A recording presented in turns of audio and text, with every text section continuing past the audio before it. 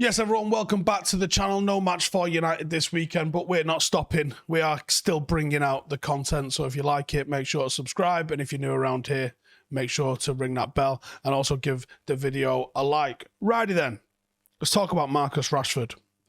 This guy. One of my favourite players that's come through in recent years for what he's done on and off the pitch. See a lot of people saying he's been shit for 2 years now. Had like 30 goals and assists last season. If that's shit, give me more players like that, please. This year's been shit. I think he'd tell you he's been shit. He's definitely struggled with all sorts of things, and we're going to get into them. Here's 5 things that we've learned about Marcus this season. Number 1, the injury effect. Now, I don't want this to...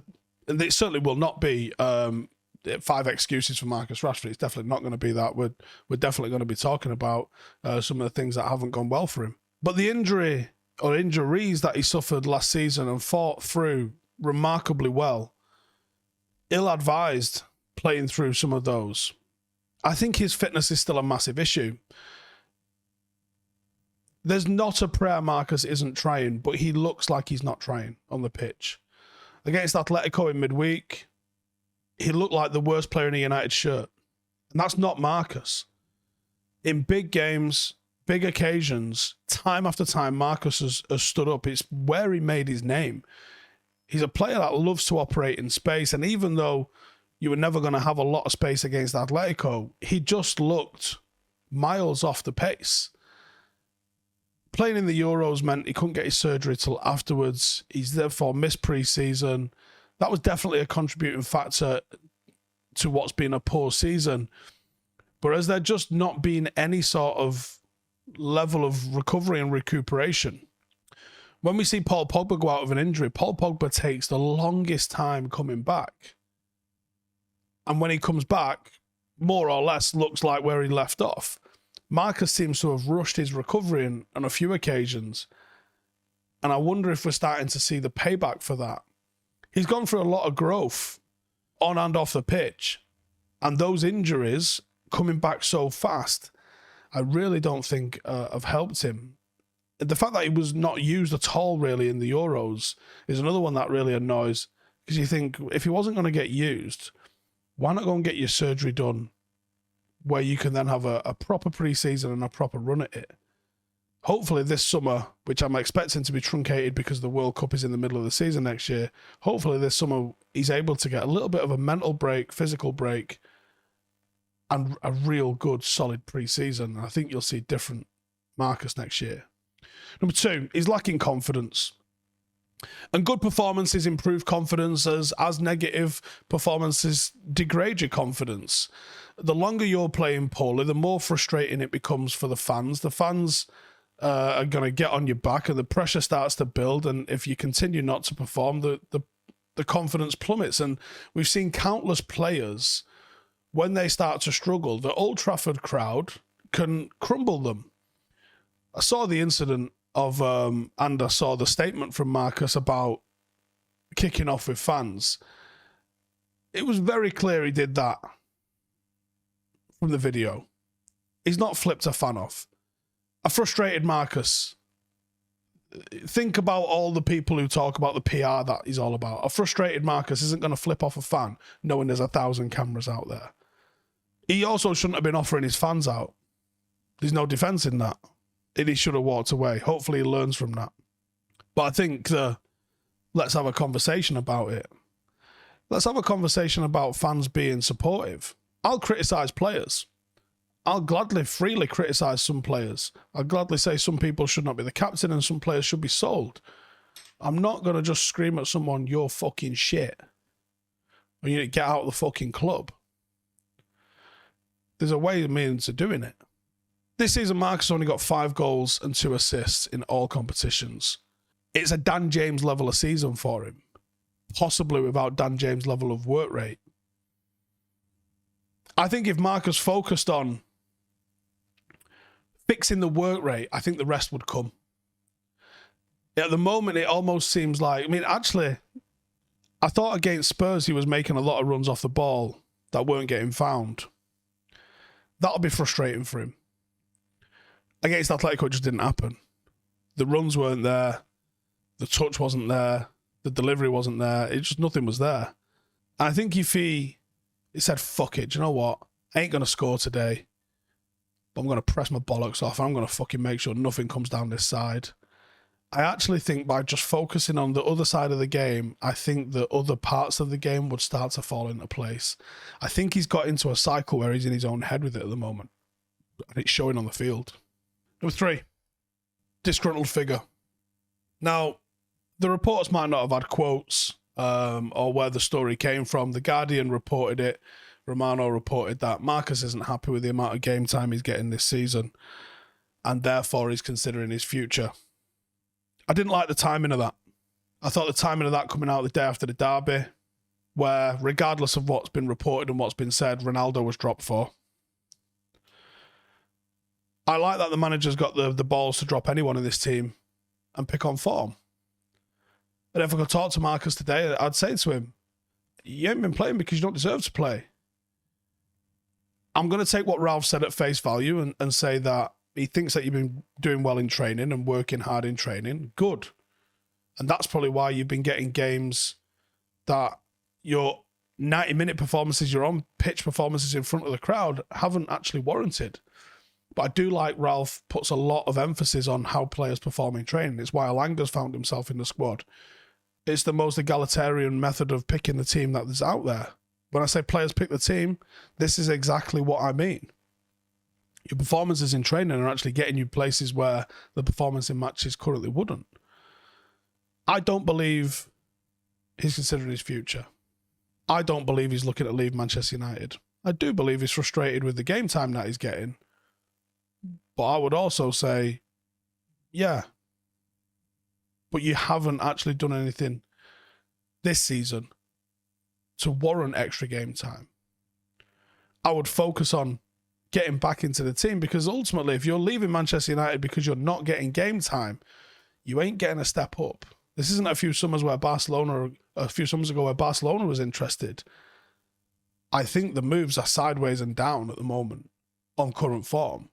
Someone might take a gamble, but I don't think this is the Marcus that was on that massive upward trajectory. I think you'd be disappointed, and it would be a big downward to leave Manchester United right now. Number 4, dependence. Rashford is being played through his bad form due to the lack of attacking options, and it's a very different sort of trajectory, possibly because of the previously mentioned injuries and things like that going on. But because of the lack of other options in the squad, no Greenwood, no Martial, no Cavani for the most part, Sancho found himself no longer wondering if he would start every week and actually just starting every week. And Sancho's response to that has been probably relaxing, probably not worrying whether or not he has to perform week in, week out. And that relaxation has allowed him to put in some very, very strong performances of late. Probably been our best player in the last month. With Marcus, it's not like an ability to relax. It's almost kind of now like it's a dependence.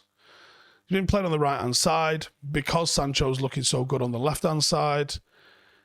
This is a case of a bit like last season where, not due to form, but due to reliance on him, he has to play through his injuries.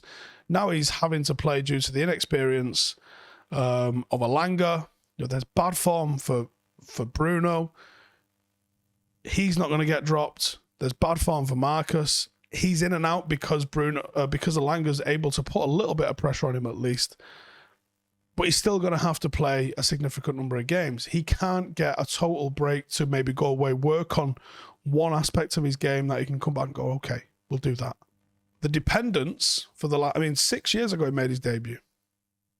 The dependence that's been placed on those young shoulders has been a lot. And he's done pretty well with it. But we are seeing a major, major drop-off in form at the moment from him, which we got to hope recovers. And finally, ceiling.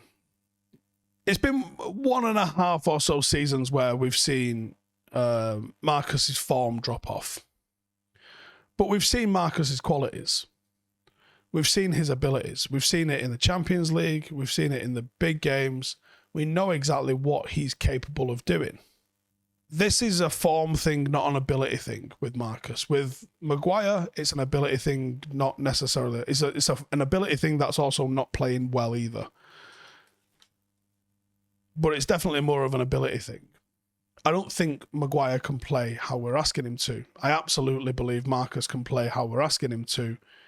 He's just not in the right confidence, headspace, fitness, whatever it is at the moment. I don't know what it is. But I'm 100% certain he can reach those heights again.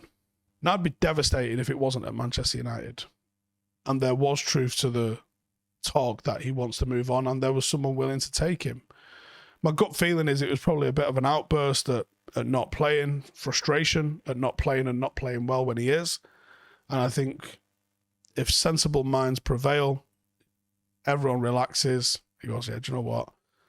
2 weeks off now, 18 days off, no international duty, no match this weekend. Have a bit of time off, focus on what's right. Go play fucking 7-a-side at the pits on a Thursday night at midnight or something. Go and remember that razor sharp, free-flowing player that was out here retiring Demichelis, fucking bending it into the joint, put us United into the final against West Ham. You know, the one that was scoring free kicks in the Europa League semi-finals. That's fucking destroyed some of the top teams in Europe. Absolutely fucking giving Trent nightmares. That player's still in there. And that player has been 3 out of 10 this season at best. He's allowed to have one bad season. He's allowed to even call last season, even though it was good numbers, a poor season by his standards. This one's been, by some measure, more than bad. But I believe in him. I think he's got a great character. And I think him showing his frustration with the fans the other day shows he cares. He's a Manchester boy. He's a Manchester United fan. He definitely understands. And, you know, I know the people around him are United fans. They're as frustrated as every single one of us.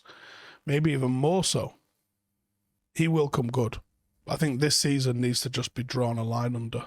And I don't think him coming on for a few minutes here and there is doing him any good. It's very reminiscent of when Memphis was here and he lost a bit of form and he lost a bit of confidence and nothing he could do went right.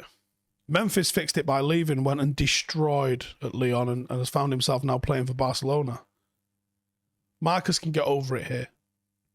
Players do go through dips in form in their careers. Ryan Giggs had every other season, it felt like, at times. There was enough seasons for him to put it right, though. Marcus has been on a pretty steady trajectory since he broke onto the scene. This has been driving off into the woods, but I think he can sort it out. A little bit of time off. Remember what it's all about. And hopefully a good pre-season where he can go for it next year. Because if you've got a Marcus Rashford fit and firing, I think things look a lot different for United. Righty then, tonight we have got the Rundown returning, and I'm not hosting it. I have got the wonderful Joe McGrath hosting it. Me and Janine are going to be contestants. It's husbands versus wives. We're going to try and drink all the rum that is in my bar over there. If you want to come and join the carnage, it's exclusive to Patreon. You can only watch it live. If you're a part of the Patreon group, the link for that is in the description. There's all sorts of extra content, but the Rundown is a big quiz where we get pissed and talk utter bollocks. So if you'd like to come and join us, we'll see you there tonight, 9 o'clock, exclusively on the Patreon channel. See you in a bit. Hey, thank you for watching the video. If you are new around these parts, then don't forget to subscribe. My channel is proudly supported by my community on Patreon.